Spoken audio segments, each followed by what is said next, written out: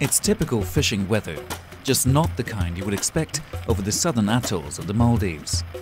Undaunted, the vessel Fairo Adi and its fishing master Ahmed Didi make their way through the rolling waves for their daily catch of tuna. This may be a modern ship, but the technique used by its fishermen, pulling up the tuna with a simple pole and line, is as old as fishing itself.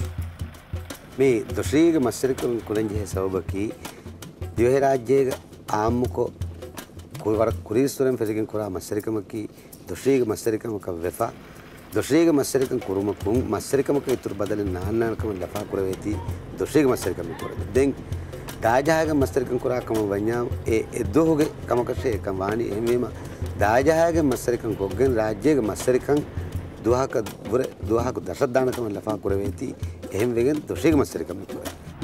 Pole and line fishing is a selective and therefore more sustainable way to catch tuna. Only fish of a certain size are caught, leaving juveniles to grow to spawning age and replenish the stock in the future. Small bait fish are thrown over the side of the boat to lure the tuna to the water surface. The fishermen use the acceleration of the fish as they race to get their prey, hook them and fling them onto the ship's flat deck. The Maldivian tuna fishery forms a sharp contrast to how most tuna is caught elsewhere. Being one of the world's most favoured fish, tuna stocks are being heavily overfished around the globe.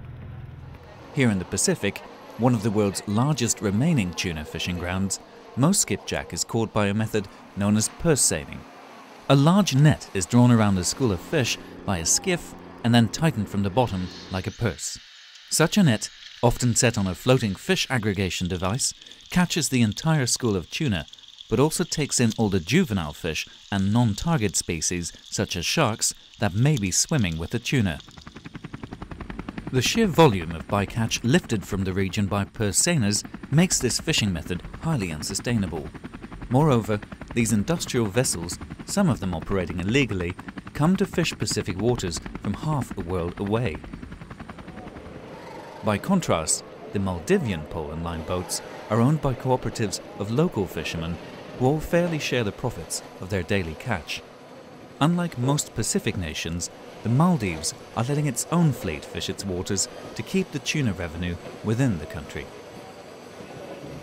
Velivaru, in the North Atolls, is home to one of the country's own tuna canneries. It's a modern fish processing plant operating to the strictest regulations of health and safety. Both fishing and fish processing are vital to the Maldives economy and provide crucial local employment. There are around 500 local people working in this plant. That means 500 families, local families, are looked after. And for fishermen, we pay cash daily. So compared to other industries, what we get from for the company is very well distributed through the community. It's often the profit margin that forms the biggest stumbling block for environmentally responsible and sustainable food products. Fish Forever, distributed by Organico Real Foods in the United Kingdom, is one of the brands marketing the Maldivian pole and line tuna in Europe. Its managing director, Charles Redfern, believes retailers should take a greater responsibility in promoting sustainable fish products.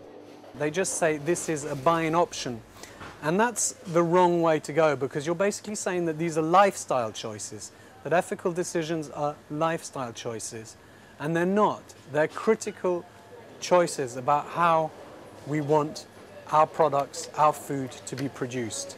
So I would like to see the retailers maybe being less neutral about this and actually working very hard to push it.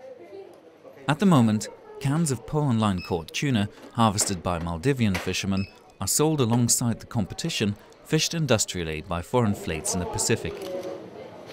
Being more labour-intensive and at higher production costs, the Maldivian tuna is having a hard time competing. We hope that people in other countries will realize that we are doing something for the sustainability, and we hope that one day people will pay more for our fish. But today, the reality is we get the same price as purse seine fishing and pole and line fishing. There is no difference. In the end, we will have no choice If we want to run the factory, if we want to do this, we have to go for what everyone else is doing. Just go for the percent. In the absence of sustainable fisheries management for the Indian Ocean, the Maldivian tuna could come under pressure in the future. For the time being, however, the tuna caught here by Paul and Line forms one of the most sustainable, fair and transparent seafood products available today. But these fishermen can only stay afloat if both retailers and consumers make the choices that support them and their ancient way of fishing.